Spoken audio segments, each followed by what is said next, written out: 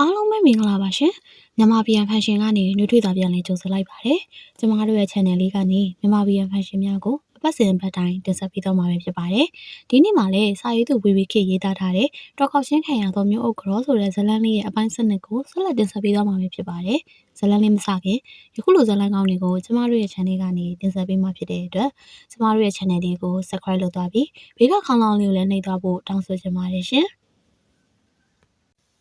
ဖိုးတာတို့ဗျာတကြီးမျိုးကနေရောက်လာတဲ့တခင်လေးတွေကဒီနေ့ရွာဖျားပွဲကိုလာမယ်လို့ဥဆန်တောင်းပြောသွားတယ်။လှဲပြင်ပြီးတွားကြိုလဲကြီး။ဟုတ်လှဲပြင်လိုက်ပါမယ်တကြီး။ထနောင်းရွာကြီးတကြီးဥတာကြီးကရွာတောင်ပိုင်းချက်တူရွေးရွာရှိတကြီးဥဆန်တောင်း၏ဧည့်သည်ဖြစ်သူကပွဲကင်းတပင်အား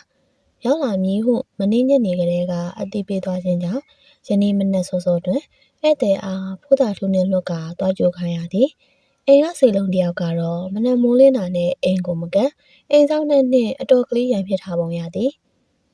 ဘိုးဘာလဲကွာဝိုင်းထဲရှိနွားစာကျွေးရန်ကောက်ရိုးဖြတ်နေသောဘိုးကပါဇက်ထဲကောက်ရိုးတစ်မြင်ကိုထဲကကိုက်ထားသည်ဒါကိုအသေးအတန်အော်ကြီးဟစ်ကျဲနဲ့စီလုံးမှာတရေတစ်ပတ်မြင်သည့်နဲ့ထိတ်ထိတ်ပြပြနဲ့စီလုံးထို့သူအမှုရပြနေတော့လဲဘိုးတယောက်သူကိစ္စမဟုတ်သလိုပင်တချင်းလေးတညီညီနဲ့ခြေတန်းရှိအိမ်ရောက်တဲ့ကောက်ရိုးစုံများကိုသာကြိတ်ဖြတ်လို့ဘိုးရငါ့ကိုကြည်စမ်းပါဘိုးဝေးကကိုပြည့်ရှည်တွင်ကတ်ထိုင်းလိုက်သည်အာရမကြည့်ချင်ပါဘူးရွှန်းစရာဒီမျက်ခွက်နွားလေးစီလုံးထိုးသူပြောလိုက်သည်ကပါဇက်ရဲ့ကောက်ရိုးမြင်ထဲထားသောဘူးဒီပုံစံကြောင့်ဖြစ်လိမ့်မည်ထို့ကြောင့်အင်ကြီးလေပင်ပေါက်မှဆွဲကင်လို့ညနေချင်းဆိုင်ကြည့်သည်ဘိုးကတော့ညနေသေးနှင့်ညလုံးပေါက်များကိုမိကျင်ထားသည်ဘိုးငါအခုပြောတာကိုသေချာနားထောင်လူတယောက်ရဲ့ဘဝနဲ့သက်ဆိုင်နေတယ်အဲ့ဒါကွာငါဘယ်လိုပြောရမလဲမသိဘူးမသိရင်မပြောနဲ့လေဖဲ့စမ်းမှာငါလုံးနေရဲ့ခတ်ပါပြီကျုပ်ပြောတာကိုလည်းနားထောင်မအောင်ဘိုးရဘိုးကလုံးလက်ဆအလုပ်တွေကိုတော့မပြစ်ပဲသို့တော့နားထောင်ပေးမည်ဟုသောအမူအရာနှင့်တူတစ်ဖက်တောင်ထိုင်နေရမှငြိမ်သက်စွာနားဆင်ပေးလိုက်သည်ဟုတ်မဟုတ်တော့မသိဘူးကွာဒါမဲ့မင်းညငါမြို့အမင်းအိမ်ကိုသွားခဲ့တယ်သွားတာကလည်းမြို့အမင်းရဲ့ပစ္စည်းတချို့ကျန်နေခဲ့လို့ပြန်လိုက်ဖို့ပေးတာအဲ့မှာငါကြော်ပြောနေတဲ့စကားတစ်ခုကြားခဲ့တယ်ဘာလဲလဲဘိုးကမို့ယခုမူတီစိတ်ဝင်စားဟန်မပြသေးချေဝှချီတန်းကြီးသာနားထောင်ပေးထားသည်ဟန်ဘာကမှလဲမြို့ကတော်ကယောက်ျားလေးတဲ့မိန်းကလေးမဟုတ်ဘူးတဲ့ကွပြီးတော့တိုက်ပုံရဲ့ပစိုးရဲ့ဝတ်ထားတဲ့ကြောကိုလည်းမြင်လိုက်ရသေးတယ်ကွဘိုးကမျက်မှောင်ကိုကျုံလို့သူတော့အမှားကြီးမှားပြီဟုသောအကြည့်ဖြင့်လှမ်းကြည့်လိုက်သည်များသိမ့်မကြမီတွင်ပဲဘိုး၏အနောက်မှာလာရက်နေသောရိတ်နှစ်ခုအားစိတ်လုံးတွေးလိုက်ရသည်စိတ်လုံးမှာမူကြောက်စိတ်တို့ပုံပုံကြီးစိုးလာပြီဒူးများပင်မခိုင်ရှင်တော့လက်ပိုက်ပြီးရက်ကြည့်နေတဲ့မြို့အမင်းက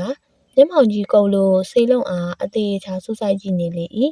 ဖေးကမျက်ကြည်မှာတော့ဘေးတနေရာစီအချင်များအားတိတိတတ်တာပင်ပို့ထားလေခြင်းဖြစ်သည်ဟာမြို့အမင်းအေးဟုတ်တယ်ဟုသောအကြည့်များနှင့်ဝါစားတော့မတက်ကြည့်နေသူမြို့အမင်းကြောင့်စီလုံးထိုင်နေရမှပြန်ထားလိုက်သည်ဆက်၍ပင်ထိုင်နေမိလေခေါင်းနှင့်ကိုဦးစားကွဲသွားနိုင်မှာကြောင်းမြို့အမင်းရဲ့လက်ဆွဲထုတ်ကောက်ကတက်သေးထူ၏ပြန်ထိုင်ဟုတ်ဝိုင်းထဲမှာထွက်ရန်ခြေလမ်းပြင်ပြီးတော့လေမြို့အမင်းကပြန်ထိုင်ဟူသောကြောင့်ငင်းငင်းကလေးပြန်ထိုင်ရသည်ဟောလူလေးစီလုံးအိတ်လာလေသလားဘိုးဤဘာတော်လေးတို့ဆက်သူအကြီးအောင်ကြရဲ့အတန်ကြောင်စီလုံးအားရစွာမောကြည့်လာလေသည်ဟုတ်တယ်ဗျအကြီးကကျုပ်ဒီနှစ်ကောင်ကိုအိမ်ခဏခေါ်သွားခြင်းနဲ့ရမလားအကြီးကခပ်ပြုံးပြုံးဖြင့်ပင်ခေါင်းငိမ်ပြလာသည်ထိုအခါစိတ်လုံးမျက်နှာတာယာနာပြောဝဲရမရှိသောရုပ်အစင်းအင်္ဂါဖြင့်ဘလို့မြို့မင်းမျက်နှာကချီတင်လို့ဘေးကကြော်မျက်ကြီးမှာတော့ခေါင်းကလေးငုံလျက်ပင်ဘလို့များယောက်ျားတစ်ယောက်ကိုဘိုးဤအားတင်နေတဲ့မျက်ဝန်းများကတငယ်ရင်တွင်အတော်ကလေးလောက်ခလျက်ရှိ၏ဒီကိစ္စက ကျုပ်ရဲ့မင်းတို့နှစ်ယောက်ရဲ့အဲ့အပြင်တိတဲ့သူခွေးတစ်ကောင်ကြောင်တမီးမရှိတာမို့အကယ်လို့တယောက်ယောက်များတိသွားခဲ့ရင်မင်းရော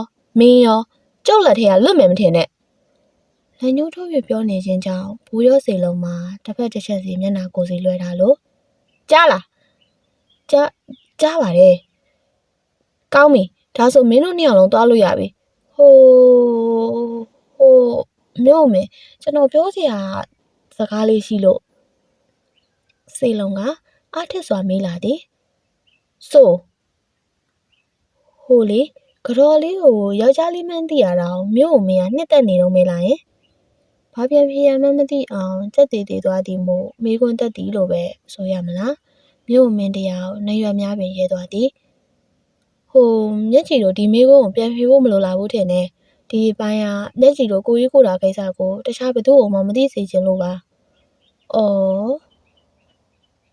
မျက်ကြည်ဆိုလိုက်တဲ့စကားကိုစောတိုက်ခဲသဘောမတွေ့လာသည့်ကြောင့်နှကမ်းပင်ဆူထွက်ချင်နေသည်ဘေးကဘူးမှာစောတိုက်ခဲမျက်နှာအနေထားကိုကြည့်ရင်သဘောပေါက်နေမိ၏ဒါနဲ့စေလုံးဟုတ်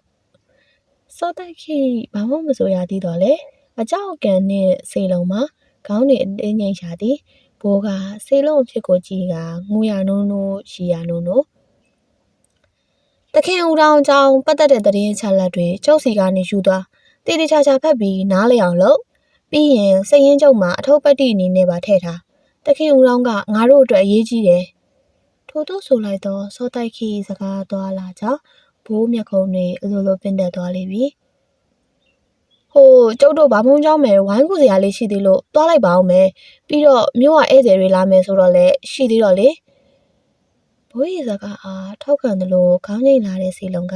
ထိုင်ရမှမတ်တက်ထားရသည်ကျွန်တော်လည်းလိုက်သွားရမှာစာတန်းတွေကိုတော့ညနေကျမှပဲကျုပ်ပြန်လာယူရောမယ်ဗျာတခင်လေးကတော့မျက်ကြည့်ကျုပ်ပြန်ပြီဗျလက်ပြနှုတ်ဆက်သွားတော့ဘိုးရဲ့မျက်နှာကပြည်တီတီနဲ့ဟန်လောက်တော့ပီတီပြုံးကြီး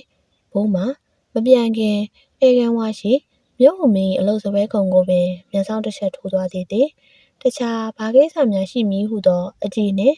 ထိုးထိုးလှမ်းကြည့်လိုက်သောဘိုး၏မျက်လုံးတွေကိုစော့တိုက်ခဲ့မိမိရပင်ဖမ်းမိလိုက်၏အမည်မဖော်လိုသောအကြည့်တွေဟာတခုခုကိုပူပန်နေတဲ့အကူအညီတောင်းခံနေတဲ့မျက်ဝန်းတွေနဲ့ဆင်တူသည်မနက်10 နာရီထိုးသည်နှင့်စောတိုက်ခဲ့ဖုန်ကြီးကျောင်းရှိဖျားပွဲကိုသွားရသည်ဘေးကမျက်ခြေကတော့ထုံးစံအတိုင်းသပင်ရှိတွေကိုကျိုးချီလို့ရင်းစည်းလက်ရှိအင်ကြီးနေကိုထမိန်နေနဲ့တွဲဖက်ဝတ်ဆင်ကစောတိုက်ခီဘေးမှလိုက်ရသည်ဘေးသွားအနောက်ကကပ်ပါလာတတ်သည့်ဤကြောင်ပေါက်ကလေးကမျက်နှာဒီကလေးနဲ့သာလမ်းသွားလေဘယ်သူ့ကိုမှငေးမကြည့်တတ်သည့်ကောင်လေးဟာယခုလဲသူ့ကိုပဲနည်းနည်းလေးမှမောရကြည့်မလားပဲခြေလွမ်းတွေကိုမြ мян ဆန်ဆန်လျှောက်တတ်သောစောတိုက်ခင်မှာဘေးကချောင်းပေါက်လေးကြောင့်ခြေလမ်းတွေကိုနှီး၍လျှော်၍လျှောက်လိုက်မိ၏နို့မို့ဆိုဤခြေတိုလေးတွေကမပြေးုံတမဲသူ့နောက်ကနေအပြေးလိုက်နေရတာထို့သောအချိန်လျှော်၍လျှောက်လိုက်တော့သူ့လေးစီကတပြင်းချတန်းလေးကိုပြက်ပြက်သားသားကြားလိုက်ရသည်အပေါ်စီးမှကြည့်နေရသည့်စောတိုက်ခင်မှာမျက်ခြေ၏မျက်နှာကလေးကိုခိုးတလဲပေါ်တင်တလဲလှည့်ကြည့်မိ၏ထိုပါးပြင်ထက်ရှိရွှေဘိုတနခါဟာဝါညက်စွာနေရာယူထားလို့ထိုတနခါတွေပုံနေသည့်ဘားတစ်ဖက်ကိုစောတိုက်ခင်နမ်းကြည့်ကျင်လာမိသည်သို့တော်လည်းရောက်နေသည့်နေရာကဘုံကြီးကျောင်းရှိမုံဦးဝတွင်အမှန်တော့မောင်မေးရဲ့ဘားပြင်ကိုနမ်းကျင်တာမဟုတ်ဘူးမောင်တနခါကဘာရင်နဲ့လဲဆိုတာကိုအနံ့ခံကြည့်ုံနဲ့မှမျက်ကြည့်ဘုံကြီးကျောင်းနဲ့ရောက်နေပြီလေဖက်နဲ့မချွတ်သေးဘူးလားမောကြီးရပြောလာတော့မျက်ကြည်ရဲ့မျက်ဝန်းတွေဟာနေအောင်အောင်တဖြက်ဖြက်လောက်ကလို့အကြီးကြီးလဲနေပြန်သည်ထိုမျက်ဝန်းတွေသည်တိတ်ကိုဆူရှာထမြောက်ဆုံးနေတော့လေဒီလိုရမ်းကြီးရဲ့နှလုံးသားအကြီးပြောကုန်ပါပြီလေမောင်အော်မောင်ဖက်နဲ့ချွတ်မှာပါထိုကမျက်ကြီးကစောတိုက်ပြချွတ်လိုက်တဲ့အနက်ရောင်ကလေးပါဖက်နဲ့တရံကိုလက်မဆွဲချိန်လိုက်သည်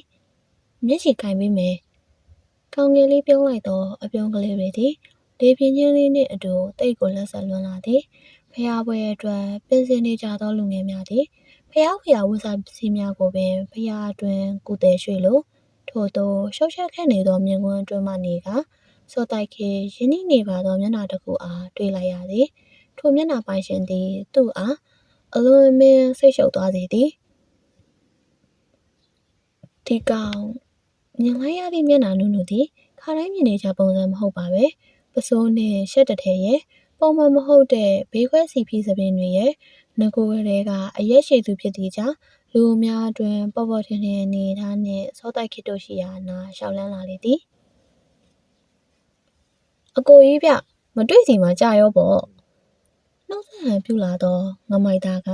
ကြားကိုရှိရောက်နေပုံတော့အတော်ကလေးအရွယ်ဆွန်လာရမည်ပေါ့ကျုပ်ကိုတော်ကလေးလွမ်းနေတယ်ထင်ပါရဲ့အဖေတို့ကများရောက်တယ်လေထိုကချောမလာပါလွန်သည့်သူ့မျက်နှာအားအတုံးချလို့ခေါလွန်လွန်ကလေးရဲ့၏အတန်တရုပ်ဆောင်ဖြစ်လဲရေကိုဟန်အမည်အရပိုစတာတို့ဓပြားတို့တွင်တေးထန်သားသရှင်များ၏ဖန်နီးရှင်ကြောင့်များစွာတစိမ့်ရိုင်းနှင့်ထုတ်ဝတ်ခံထားရသည့်ပုံတူတွေဟာဤမျက်နှာချောချောအားအတုံးချကထုံမလောက်ဖြစ်ခဲ့ရသည်အတန်ကကောင်းသလားဆိုတော့လဲကောင်းသည်ထဲမပါပဲစကားပြောတိုင်းနင့်ဝင်သွားတဲ့မောက်ရဲ့ပချိုက်တစ်ဖက်ဒါဟာပြုံးသည်ဟုယူဆပေးရတော့လေမျက်ကြည်ဘေးမှာစောဆိုင်ခေတ်ကိုတစ်ချက်အကဲခတ်ကြည့်မိတော့မျက်နှာအမူအရာကသိမကောင်းခြင်းဘာစကားမှအရောတဝင်အဖက်လုပ်ပြီးပြောဆိုခြင်းမရှိသည့်မောက်ပုံစံကိုကြည့်ရတာမောက်ရှိရဒီလူဟာမောင်ပြောပြဖို့သည့်ဘာမြိုင်ဟုတော်လူဖြစ်ရမည်မောင်နှုတ်ဖျားမှာမတော်တရောပေးထားခြင်းခံရပြီးမျက်ကြည်နှင့်တမုတ်ခံခဲ့ရသည့်ဘာမြိုင်အမည်ရှိသောထိုလူဟာဤပုံစံဖြစ်၏မျက်ကြည်မတိစိမ့်မနေကပဲထိုလူသားအားတိတ်တိတ်ကလေးကျိန်ဆဲနေမိတော့သည်ဟောဗျာအကိုကြီးကလည်းတဲလဲဒေါသကြီးတကူဘယ်နဲ့ဟန်ကားဖြင့်အလုပ်ကိစ္စနဲ့လာတာဒီလိုလုံး30မှတ်ချက်တွေပေးတော့မလို့လားမျက်စာပြလို့ဆိုလာတဲ့ဘာမြိုင်ကတွားညီညီတန်းလေးတွေကိုတည်တက်လာပါစွာထွက်ပေါ်စေသည်မျက်နှာကလေးအားတုံးချတော့လေစိတ်မကောင်းစရာပဲဘာမြိုင်အားအရေးတယူလုံးပြီးသူ့ပုရိသတ်ပြိတ္တမိန်းကလေးတွေကရှိမနေပဲဟန်ဒီကိုရောက်တာအံ့ဩနေတယ်မလားဟန်လည်းကိုကြီးကိုမြင်ရတာနည်းနည်းလေးတောင်လန့်သွားရဲ့ဗျာဘာလို့ဆိုဟန်နဲ့ကိုကြီးတို့ရဲ့တွေ့ဆုံမှုကအတော်ကလေးတိုက်ဆိုင်သည်哦ဘာမြိုင်ကရေကိုဟန်ဟုသောအမှုပညာတဲ့ကလောင်အမည်အားအတော်ကလေးသဘောကျနှိမ့်ဆိုင်နေစွာနောက်ဆုံးနာမည်တစ်လုံးကိုအပြားဆွေ၍ဟန်ဟုပင်ခေါ်ဝေါ်သုံးနှုံးတတ်သည်အော်တိုက်ဆိုင်နေတယ်လားစောတိုက်ခေရဲ့ပြန်လဲချေပါတဲ့ဟန်နေတာကဟိုဘက်ရွာမယ်ဒီကိုတော့ဖိတ်ကြားထားလို့လောကိစ္စနဲ့လာရတယ်ဆိုပါတော့လက်ကိုပိုင်လို့မချိတင်ငယ်ဆုံးနေသောရေကိုဟန်ကစောတိုက်ခေဘေးရှိရက်နေသောမျက်ကြီးကိုပင်ခေါင်းစားချီဆုံးတစ်ချောင်းချုံငုံကြည့်လိုက်သေးသည်သူ့အားမျက်လုံးတွေနဲ့ကြည့်နေသောမျက်ကြီးရဲ့အကြည့်တွေကိုအတော်ကလေးသဘောမကျစွာပင်တနေရာ၌ရင်းနှီးနေမိသည်စိတ်ထဲကဝင်မကြဖြစ်ပြီးကမှပြောရမည့်စကားအသစ်အားရှာတွေ့သွားသလိုဒါနဲ့ဒီဘက်ကခေမာလေးနမည်ဟာမင်းမြတ်နေတော့လေအဖြစ်ပြန်မလာတော့ကြောင့်ရေကိုဟန်တယောက်အခြေခံလိုက်ရပြီဆိုတာနောက်ကျမှသိလိုက်ရသည်သို့တော့အပြုံးတူအားဆက်လက်စင်မြန်းထားလို့ဟဲ့မိတ်ဆက်တာညံ့သွားတယ်ထင်မှာကျုပ်နမည်ကရေကိုဟန်ရုပ်ရှင်အစည်းအရုံးရဲ့အရေးပေးမျက်နှာသာပေးခံရတဲ့ရုပ်ရှင်အတန်တရုပ်ဆောင်ဟောဒီကမြို့မင်းကြီးရဲ့အဖေတို့မေကွန်းကြီးလေးဟုတ်တယ်မလားကိုကြီးရဲ့အိုးရှင်ကမအင်ကြီးလေးလားမျက်ကြီးကလေအတန်ရုပ်ရှင်တွေမကြိုက်လို့လားမသိဘူးမျက်ကြီးရှိအောင်မသိဘူးပဲဒါပေမဲ့လည်းမျက်ကြီးကလေနာမည်ကြီးတဲ့အတန်တရုပ်ဆောင်တွေလောက်ပဲသိတာဆိုတော့အနာပေါ်ထုတ်ချသွားသည့်ကြောင့်ဘားမြိုင်၏မျက်နှာမှာမဲကနေမျက်ကြီးကမူစောတိုက်ခေဟိလက်မောင်းတစ်ဖက်ကိုချိတ်ဆွဲလို့ရှေ့ကလူအားအသာပြုံးပြမိသည်စောတိုက်ခေတယောက်သူ့ရဲ့စော်တေးကလေးကိုမနိုင်ဘူးဟူသောအကြည့်များနှင့်ကြည့်လိုက်မိသည်ကလေးငယ်ကတော့ဘယ်သူမှဂယုံဆိုင်စွာပဲနောက်ထိုတက်ကွန်းတွေကလူ၃ယောက်သည်မတူညီသောအမူအရာတို့နှင့်အပေါ်ယံရေပြားများကိုဖုံးကွယ်ထားခဲ့ကြသည်ဟိုးမင်းသားဒီရောက်နေတကူအတော်ပဲဗျာတကူတကမြို့မင်းအိမ်ထိမိတ်ဆက်ပေးစရာမလိုတော့ဘူးဒါကမြို့ကလာတဲ့အတန်တရုပ်ဆောင်မင်းသားရေကိုဟန်ဆိုတာလေဘာမသိတောင်ပိုင်းရွာ၏တကြီးဥဆန်တောင်ကသဘောကောင်းသည့်မျက်နှာကြီးအားပြုံးဖီးကမိတ်ဆက်ပေးလျက်ရှိသည်ဒါကိုလွတ်လူရှူပြီးနေရာမှရှောင်ပဲထွက်သွားသောမြို့မင်းလင်များသည်တလောကလုံးအားဂယုမဆိုင်သည့်မျက်နှာထားတွေနှင့်တကြီးဥဆန်တောင်မှမူဘေးကမျက်နှာကြီးသုံးပုံနေသည့်ဘာမြိုင်ကြောင့်ဆောနာကအခြေအနေတက်မှမှုကိုအခုမှပဲရေးတေးတေးကလေးတတိထားသွားမိပုံရသည်ငါးစုဖျားညီရှိ အရေးရသောမြေတလင်းကောလပ်ပေါ်၌မန်တပ်တိုင်စောက်ထိုးထားကတိစောက်ထားသောဆိုင်းပွဲသည်ဘုံတော်ကြီးကျောင်းမှကျောင်းနိုင်ဖုန်ကြီးသည်ဖျားပွဲအတွက်ဆိုင်းသမားများအားအခါတင်းငွေပြီးခေါ်ဆောင်ကခေါ်ယူခဲ့သည်ထို့ပြောပြနေသောသူများအားလက်ခုပ်လက်ဝါးများတီးကအားပေးနေကြသောလူများကြားမှာဆိုင်းတန်တညံညံနှင့်နားပူခဲ့ရသည်မှာအတော်ကလေးပြေးဝရှိခဲ့သည်မို့စောတိုက်ခေရှောင်ထွက်လာမိခဲ့သည်မောင်ပွဲအတွင်းသို့လာရောက်ကြည့်ရှုချင်ပါသည်ဟုပူဇော်ခဲ့သောချစ်သက်လေလေးကြောင့်လူစီသောနေရာမဟုတ်ဘဲတောင်းတနေရာကိုရွေးခေါ်ခဲ့သည်ခုတော့နားတွေလည်းအတော်ကြီးလာပြီမို့ပွဲအတွင်းမှထွက်ရန်ပြင်တော့နောက်မှကတ်လိုက်လာသောကြောင်ပေါက်ကလေးဘင်းလုံးကများအင်ကြီးအနားစာကိုဆွဲထားပါလေပြောလေချစ်မောင်စိတ်ရှုပ်နေရမလားမျက်ကြည်တို့ဖျားရင်မြင်ပတ်လမ်းလျှောက်ထွက်ရအောင်အင်းမလို့စောတိုက်ခေဤလက်ကိုဆွဲကထိုနေရာမှခတ်သွက်ကလေးထွက်လာသောမျက်ကြည်သည်ဆိုင်းတန်တို့ဝေးသည့်တနေရာရောက်မှ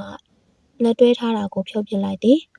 အရှိန်တင်ထားသောခြေထောက်တွေကိုလည်းအနှဲငယ်အထိအရှိန်လျှော့စေသည်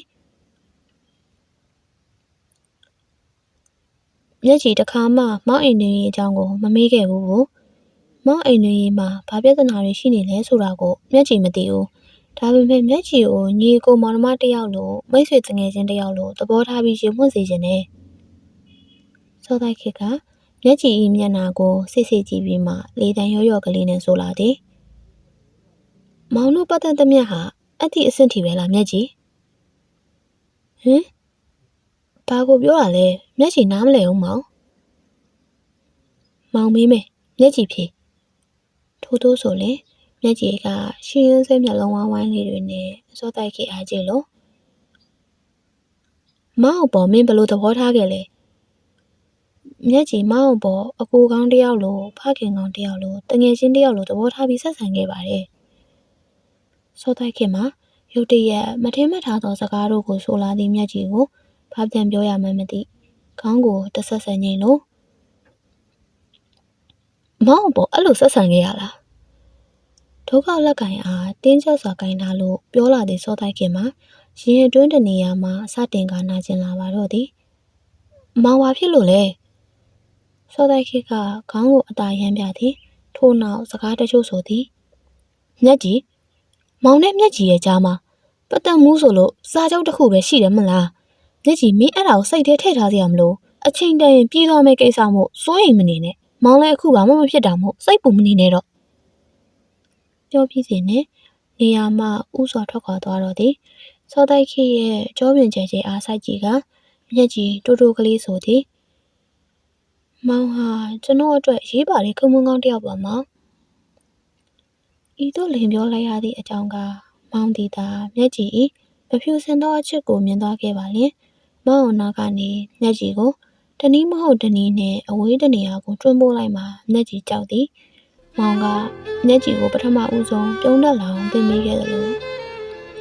မျက်ကြည်အလုံးမလုံးသောနှလုံးသားတစ်စုံကိုလည်းမိတို့မိဘချစ်တဲ့ကြောင်းတွင်အကောင်းကောင်းသင်ပေးခဲ့သည့်ကြောင့်ဖြစ်၏မောင်နာကနေထွက်သွားရမည့်အလုပ်ဆိုရင်ထမင်းချက်နေရင်တော့ဘေးမှာမောင်မရှိတာကြောင့်မျက်ကြည်နောက်ဆန်တင်းသည်အားလုံးကိုနှုတ်ဆက်ပါရရှင်တော့ကချင်းခိုင်ဟာတော့မြို့အုပ်ကြောဆိုတဲ့ဇာတ်လမ်းလေးရဲ့အပိုင်း7ကတော့ဒီမှာရေးမဲ့ပြီးဆုံးသွားပါပြီဇာတ်လမ်းလေးပြီးဆုံးအောင်နားထောင်ပေးကြတဲ့တခုတယောက်ချင်းစီတိုင်းကိုကျမတို့ရဲ့ channel ကနေကျေးဇူးထုတ်တင်ရှိပါတယ်နောက်ရက်ဒီမှာလည်းကြည့်ရှိနေသေးတဲ့အပိုင်းတွေကိုယခုလိုတင်ဆက်ပေးမှာဖြစ်တဲ့အတွက်ဆက်လက်ဆောင်နားထောင်ပေးကြပါအောင်ရှင်စာရေးသူ BB ခစ်ကိုလည်းဒီနေရာကတင်မဲ့ကျေးဇူးထုတ်တင်ရှိပါတယ်အားလုံးပဲစိတ်ချမ်းသာခြင်းကိုယ်ကြီးကျန်းမာခြင်းနဲ့ပြည့်စုံပြီးတော့ကောင်းသောညလေးကိုပိုင်ဆိုင်ကြပါစေနော်ကျမကတော့တင်ဆက်သူခိုင်စာသူပဲဖြစ်ပါတယ်